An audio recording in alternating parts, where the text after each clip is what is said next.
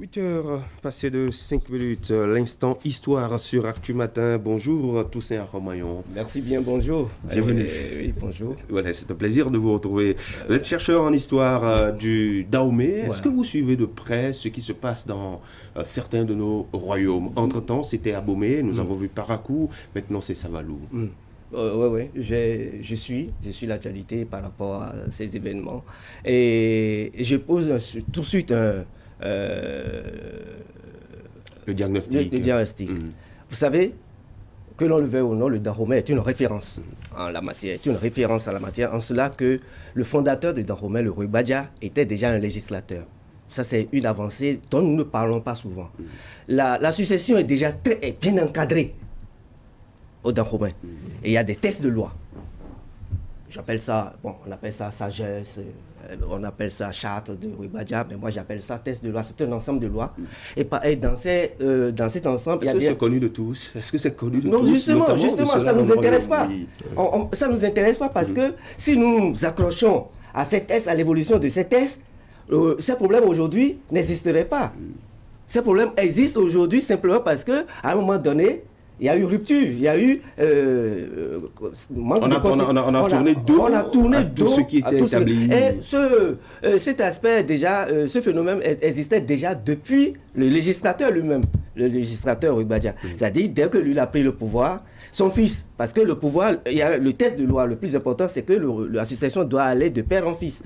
De père en fils. De père en fils. Nous allons vérifier ça rapidement, avant de venir au salaire. Oui. Rapidement. Oui. Et Ribadja, son fils, Akaba, a pris le pouvoir. Ça, c'est valide. Mais Rangbe a pris le pouvoir. Ça, ce n'est pas valide, parce que là, il se pose un problème. Le problème, c'est quoi? C'est qu'il y a un conflit entre la loi et la tradition. La tradition veut que les jumeaux, quand c'est les jumeaux, ce qu'on fait à un jumeau, il faut le faire aussi à l'autre. Oui. C'est possible. Mais la loi, elle dit, il faut que ça aille de père en fils. Donc, Rangbe n'est pas valide. Du point de vue de la loi, elle n'est pas valide. Oui. Du point de vue de la loi, toujours, Agadia, qui est le frère de Akaba, n'est pas valide. Parce qu'il ne descend pas de son prédécesseur. Oui. Et après Agadia, il y a Tegbessou. Oui. Tegbessou, lui, il est valide. Parce qu'il descend de Agadia. Il est valide. Maintenant, Pengla, lui, il n'est pas valide. Parce que lui, il ne descend pas de Tegbessou. Agonglo, il est valide. Il descend de Pengla. Gezo, il est valide, il descend de Agonglo. Glélé est valide. D'ailleurs, c'est le cas de Glélé qui a été le plus, qui respecte, sérieux, qui respecte dans toute sa dimension, qui respecte cette loi. M'excusez. Allons-y. Donc, après, Glélé est valide. Béanzin est valide. Agonglo n'est pas, Agolé n'est pas valide parce qu'il ne descend pas directement de Béanzin. Donc, déjà, il y a, et chaque cas à ses spécificités. C'est-à-dire, chaque cas relève des enjeux différents. Oui. Chaque cas. Donc, puisque ça devrait aller de père en fils, et qu'il y a quelquefois, ça va à l'horizontale, au lieu d'être vertical, ça va à l'horizontale, etc. Vous voyez, ça a créé une forme de pagaille. Oui. Une forme de pagaille. Moi, entre griffes, parce que nous parlons quand même de la royauté. La royauté. Donc, il faut mettre un accent sur la nécessité de remonter ces critères, de s'entendre sur des critères. Aujourd'hui, nous ne sommes plus à l'ère nous sommes plus au Moyen-Âge, nous sommes à l'ère de l'écriture moderne. Oui. Parce que je mets un accent sur le fait que déjà du temps de Ribadja, ça ne manquait pas d'être écrit. Mais pas écrit avec votre alphabet d'aujourd'hui. Oui. Il y avait ceux qu'on appelle les Cassintos. Et les Cassintos, ce sont eux qui mettaient sur les calebasses les lois de Ribadja, et on les appelle les Cassintos. Ceux qui font la calebasse. Oui. Malheureusement, la calebasse n'était pas un support durable. Oui. On aurait pu écrire ces choses, dessiner ces lois sur la roche, et qu'aujourd'hui, sur l'argile, et qu'aujourd'hui, peut-être nous ne serons pas en train de nous chercher. Alors, M. Arromayon, qu'est-ce qu'il faut faire concrètement pour corriger cet état de choses? Puisque par le passé, on n'avait pas de support. Ce qu'il faut faire, c'est ce que ils ont essayé des structures à Abomey ont réussi à faire bon an, mal an. Ce qu'il faut faire, c'est qu'il faut dire on arrête. Qui dira ça? On arrête, on se réunit et on dit, on redéfinit les critères. On redéfinit les critères. voyez, et je prends le cas du roi Tofa. Oui. Le cas du roi Tofa. Nous sommes à Porte-Nouveau. Le roi Tofa, lui, il y a, selon ce que les panels de 2009 nous a révélé sur les chaînes de télévision, le roi Tofa a été envoyé à Abomey pour aller s'inspirer, d'ailleurs chez vous, pour aller s'inspirer de comment la royauté fonctionne au Dahomey. Et c'est après ce stage que, entre griffes, parce qu'il y a des choses à révéler, qu'on n'est pas sur le point de le faire aujourd'hui.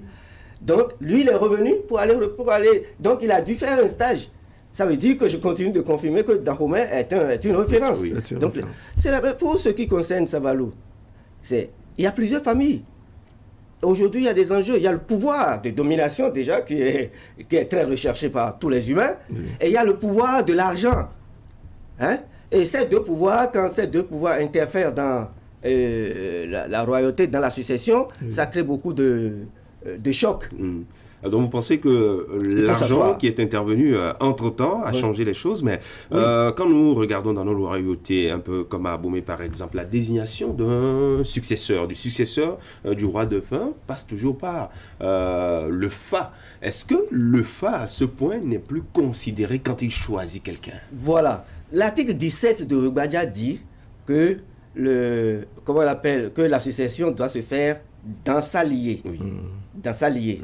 Ça fait que ça doit aller de père en fils. Et que le prince présomptif devrait être déjà présenté pendant que son père règne. Oui, du vivant du père. Du vivant du père. On devrait le présenter au public. Le Vidaro, il doit gérer. Et les critères de sélection de Vidaro existent. Voyez-vous? Donc, si la loi, enfin, dès la naissance de l'enfant, on lui a déjà fait ce qu'on appelle le phasum. Oui. On connaît son signe.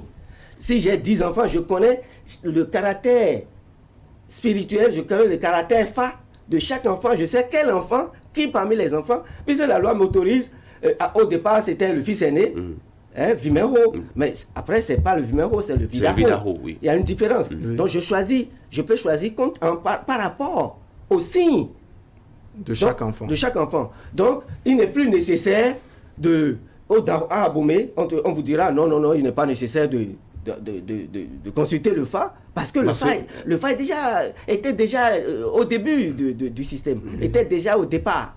On sait, on connaît, on suit déjà le destin de chaque enfant. On peut savoir qui parmi ces enfants répond déjà au choix du Fa. Alors, M. Aromagnon, qu'est-ce qui justifie cet appétit vorace, n'est-ce pas, au niveau des successeurs au trône, pour qu'on en arrive là, pour que on puisse pas, ok, vous voulez le trône, prenez-le tout simplement. Qu'est-ce qui justifie cela et qu'on puisse s'accrocher de manière à ce qu'aujourd'hui on dit on met sous la justice qui intervient et qui écoutez, c'est la même chose qui se passe au niveau des partis politiques, c'est la même chose qui se passe.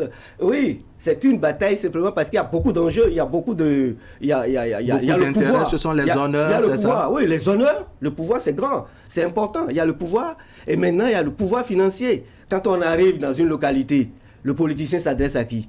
Il s'adresse aux personnalités importantes, comme par exemple le roi, qui est la première personnalité. Et le roi, dans notre culture, continue de respecter, d'incarner, notre culture, d'incarner quelque chose de très fort. Vous voyez? Donc le roi devient comment on l'appelle, un élément manipulable pour le politicien.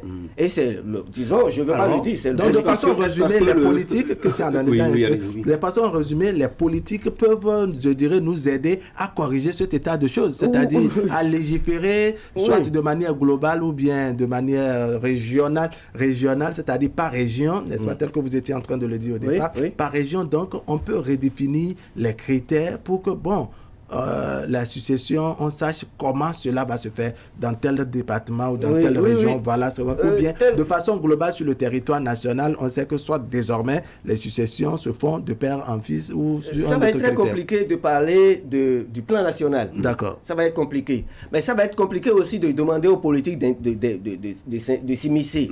Ça va être très compliqué. Il vaut mieux retrouver les critères qui permettent de mettre ensemble les concernés, les princes concernés, et que ces princes s'asseyent et définissent maintenant les critères. Oui, qui parviendra à faire cela, selon vous? Bon, vous savez, à Abomey, si le roi qui est là, je m'incline, qui est là, il y a eu des structures au sein des princes.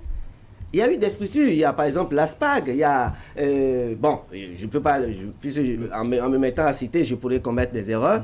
Il y a des structures au sein dans le milieu. Les princes se sont regroupés au sein de différentes structures, associations, et ce sont ces associations-là qui ont travaillé, qui ont permis travailler. Bon, je disais tout à l'heure, bon, normalement, parce qu'ils n'ont pas réussi à mettre tous les critères, que l'on le veut ou non.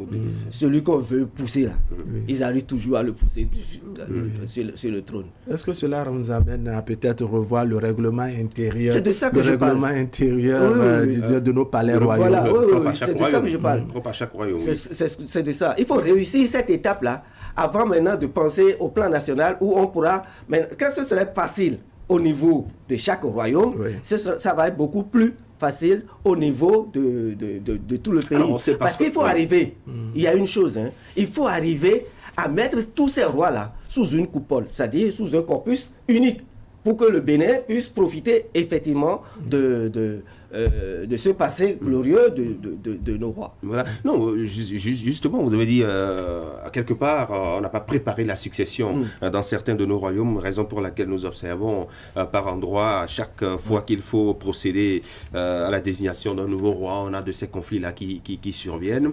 Et c'est un manque à gagner également pour nos communes, surtout ces communes-là qui sont réputées être communes historiques, villes historiques, un peu comme Savalou, où le touriste qui va à Savalou, cette fois-ci, il n'aura plus la possibilité de rendre une visite de courtoisie au roi. Alors, il faut corriger cela. Quand on sait qu'on a révisé la Constitution, on a institutionnalisé la royauté au Bénin pour lui donner encore plus de pouvoir et qu'on assiste à cela, finalement, on fait comment pour corriger le tir? Pour corriger le tir, je vous l'ai dit, il faut arriver à remettre les acteurs. Il faut les réunir. Le politique peut leur créer le cadre. Et à l'intérieur de ce cadre, ils doivent réussir à définir les critères. Bon, malheureusement, si on taille, ils ont cette habilité de tailler les critères sur la mesure de quelqu'un. C'est ça qu'il faut réussir à éviter. Si on dit à partir de maintenant, voici les critères. Si vous réunissez les critères, les conditions, vous devenez roi. Il faut le faire parce que c'est les familles, c'était avec le brassage que nous avons, le métissage que nous avons aussi. Qu'on a aujourd'hui, ça pose un sérieux problème. Ça pose un sérieux problème. C'est ça la réalité. Alors, pour la situation qui prévaut à Savalou, quelle lecture faites-vous de cela? La même lecture. Est-ce qu'on peut sortir de... La même lecture qu'à Parakou, qu'à Boumé, Oui, la même lecture. Et il faut que ces gens, il faut les ramener, il faut dire arrêtez. Il faut vraiment marquer un point d'arrêt et dire vous vous retrouvez, vous nous amenez, vous sortez. Vous sortez les conditions. Bon, de façon exceptionnelle, le phare encore peut intervenir. Parce que le phare, nous considérons tous le phare comme un moyen de communiquer avec certains pensent que le phare dit donne la décision compte tenu de celui qui interprète le phare dit autre chose. L'interprétation, mais on peut aller interpréter ailleurs. Si celui qui est là, il interprète mal, on peut demander l'expertise d'autres Bokoros pour savoir quelle est la bonne voie à suivre. Alors, tel que c'est fait à Abomey, est-ce que la situation est totalement réglée aujourd'hui et que pour la succession, on ne va pas revivre ces années antérieures? Non, Abomey a une chance. 2 rois, 3 rois. Abomey a une chance. Oui, laquelle? La chance, c'est qu'elle a réussi à mettre un roi là maintenant. Maintenant, il revient au système qui est là maintenant, de mettre en place, désormais, ce système qui est là peut marquer la rupture dont je parle. Peut dire, maintenant, écoutez, après moi, là, voici comment ça va se passer. Parce que le système qui est là maintenant, si on doit revenir au système proposé par le législateur Rugbadia, ça va être très compliqué. Très compliqué. Maintenant, il faut réfléchir pour que ce système qui est là maintenant propose ce qui doit se passer désormais. C'est-à-dire ce serait comme si c'est un roi de transition qu'on a. Voilà, super, vous avez trouvé le mot. Je ne voulais pas l'utiliser. D'accord, un roi de transition qui essaie donc de travailler les textes de manière à ce que la succession puisse se dérouler de normalement, manière plus pacifique. Voilà, plus pacifique. Voilà comment ça... Il y a un téléspectateur qui pose un problème qui dit qu'on constate que de plus en plus nous avons des rois qui sont lettrés, alors que dans le temps ce n'était pas ça, et que c'est cette manière de faire les choses aujourd'hui qui fait que, nous observons cet tas de problèmes dans nos royaumes. Oui, parce que le lettré, excusez-moi le mot, le lettré est un bandit. Le lettré, lui... Ah oui. Oui, le lettré, lui, il met tout... Oui, c'est lui qui peut aller au-delà des prescriptions. Des prescriptions déjà traditionnelles. Oui, lui il peut aller chercher la 5e République, il peut aller au Pérou, il peut aller... Et il ramène tout ça et s'impose. Lui, c'est là où on va chercher l'argent. Lui, c'est comment manipuler les frères. C'est ça le problème. C'est déjà ça le problème. C'est déjà le gros problème. L'intellectuel qui vient avec toute l'intelligence coloniale, l'intelligence de domination, n'est pas bien vu par ceux qui n'ont pas accès à ce niveau. Depuis des décennies déjà, on chante tous les enfants à l'école. Oui. Si cette politique est réussie, ça veut dire qu'on finira par avoir, je dirais, 100% de la population. Oui, mais justement, c'est une politique qui n'a pas réussi. Tous les enfants à l'école, c'est une bonne chose, mais l'école n'est pas l'école à laquelle nous devons forcer les enfants à se présenter.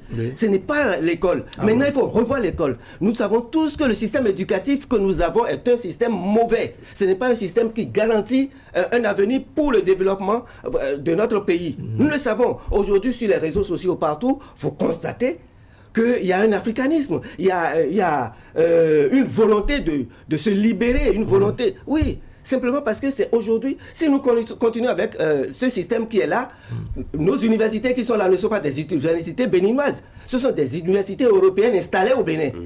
Donc si nous continuons avec ça, nous allons nous retrouver obligés d'aller traverser la Méditerranée à la nage. Ou bien, si vous me permettez... Alors, en conclusion, qu'est-ce qu'il faut faire? En conclusion, il faut revoir le système éducatif. Il faut revoir l'éducation. Parce que c'est ça, d'ailleurs, qui est à la base de tous les problèmes au niveau des royaumes, machin. Vous avez dit tout à l'heure que pourquoi...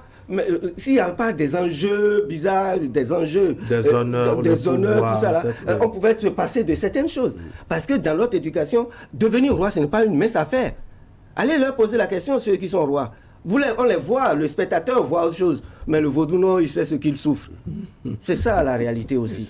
Et vous avez fait des recherches en histoire. Quel est l'avenir de l'histoire du Bénin à partir de tous ces événements? L'histoire du Bénin, elle se porte bien. Nous avons eu une grande chance. La grande chance, c'est les réseaux sociaux qui nous permettent de savoir que tout ce que nous savons sur notre pays avant, c'était du faux. Le colonisateur nous a berné. Aujourd'hui, on est en train de ressortir les choses. On est en train de ressortir. Il y a ce que j'appelle les faits surprises, l'histoire, les événements surprises que nous retrouvons aujourd'hui et qui font que nous avons envie d'aller... Je crois que l'histoire de notre pays va se remettre totalement en orbite et ça, il y a de l'espoir. Alors, très rapidement, monsieur Romagnon, dites-nous, qu'est-ce qu'il faut faire pour que vraiment le monde de l'histoire, s'il faut le dire ainsi, soit véritablement accompagné? Parce qu'on ne sent pas pour autant une certaine symbiose au niveau des chercheurs en histoire, des professeurs d'histoire, n'est-ce pas, de manière à ce qu'au-delà des tests, des écrits, n'est-ce pas, que le passé soit, je dirais, transmis à la nouvelle génération. Vous avez parlé tout à l'heure des intellectuels. Nous avons dit un mot sur les intellectuels. Il faut que les intellectuels comprennent, qu'ils reviennent. C'est vrai, c'est leur demander de couper la branche sur laquelle ils sont assis. C'est-à-dire, c'est suicidaire pour eux. Mais il faut qu'ils acceptent. Nos professeurs et autres, qu'ils acceptent. Disent vraiment, écoutez, nous devons... Moi, j'ai parlé de législateurs. Mais des gens qui se mettent à parler de l'histoire de Dahomey sans faire référence aux textes de loi qui régissaient le fonctionnement du royaume. On se jette dedans. Non. Tout ce qui se passe au Dahomey relève, c'est-à-dire correspond à un article, est déduit d'un article. Oui, parce que souvent on constate effectivement cette passion chez les historiens, les professeurs d'histoire. C'est-à-dire la même histoire est racontée de différentes manières. Oui, c'est-à-dire vous sentez un certain investissement selon qu'il s'agit d'un professeur, soit originaire de la localité dont il est question, ou bien d'un historien revenant d'ailleurs. Est-ce que cela ne brise pas vraiment le contenu réel de l'histoire qu'on nous raconte? Bien sûr que ça brise. Bien sûr que ça brise. Maintenant, il y a un fait. Il y a deux formes d'histoire que moi je commence pas à définir. Il y a l'histoire que j'appelle le Hoglometan. C'est-à-dire, oui, c'est son frère et c'est Gaël Khessou qui a laissé, et puis Ribadja est devenu le fils de Dakotonou, ça là. Et que, non, depuis ce temps-là, il n'y a pas eu de femme qui a passé d'un frère à un autre et qui a eu des enfants, je ne sais pas quoi. Oui, ça c'est déjà dépassé. C'est pas ça qu'il faut raconter aux enfants. Ce qu'il faut raconter aux enfants, c'est où sont ces lois-là. Ce qu'il faut raconter aux enfants, c'est comment on a développé le palmier à huile. Ce qu'il faut raconter aux enfants, ce sont des événements qui nous permettent d'avancer. Comment le Fongbe que nous parlons là est arrivé. Ce sont des choses comme ça. Voilà. Qu'il faut raconter. Oui, avec la rénovation des palais royaux, avec les musées d'histoire qui seront construits et autres, est-ce qu'on va restaurer alors l'histoire du Bénin et qui sera une histoire, disons, authentique, partagée par tous? Oui, le gouvernement actuellement fait un travail dans ce sens. Et je croise les doigts, je prie pour qu'on atteigne vraiment de bons résultats et qu'on arrive à mettre dans les palais des outils, qu'on mette et puis les mécanismes d'équilibre, d'évolution de la société soient respectés. Ça, je crois qu'il y a beaucoup d'espoir, comme je l'ai dit tout à l'heure, je le disais. Moi, j'ai organisé ce qu'on appelle un vernissage et je parle beaucoup de la littérature et du symbolisme des choses parce que nos rois, toute l'histoire existe dans les chants, existe dans les bas-reliefs, l'histoire est là. C'est parce que nous voulons lire notre histoire avec le regard occidental. Il suffit de venir, comme j'ai parlé de Cassintor tout à l'heure, le Cassintor c'est un métier. Le Cassintor c'est le scribe du roi. Mais vous n'avez jamais entendu parler de ça.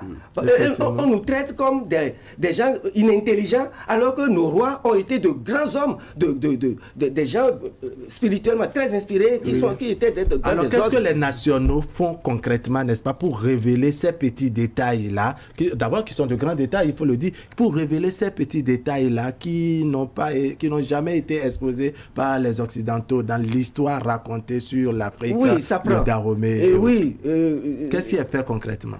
Il y a du travail qui se fait. Malheureusement, le travail se fait un peu comme ce que vous faites. Un peu comme ce que je fais. Moi je suis pour qu'on m'écoute tout de suite.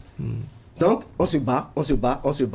Et si un jour, on me prête un micro, comme vous le faites aujourd'hui, si on me prête les moyens de communication, on m'entendra. Et avec les preuves. Et les preuves, moi, je ne vais plus les chercher dans les preuves conventionnelles. Et la méthodologie européenne d'approche de l'histoire. Je vais les chercher dans nos champs. Je vais les chercher dans nos réalités d'ici. Et c'est ça qu'il faut instaurer. C'est ça qu'il faut faire. Merci beaucoup, Monsieur Toussaint Aromarion. Je rappelle que vous êtes chercheur en histoire. Vous êtes également auteur. Et vous êtes aussi un touche-à-tout. Oui, un touche-à-tout, bien sûr. Un touche-à-tout en communication, pas dans d'autres domaines. Un touche-à-tout en communication. Oui, je fus le chef service, infographie et diffusion de LC2 dans ces premières heures, pendant les 4 premières années. Voilà, merci pour tout ce que vous faites pour l'histoire du Dahomey. Merci d'être passé sur ce plateau. Bonne journée. Merci à vous également, Wahab Ali Para. Merci, Christian. Merci. Très bonne journée. Nous observons la pause pub.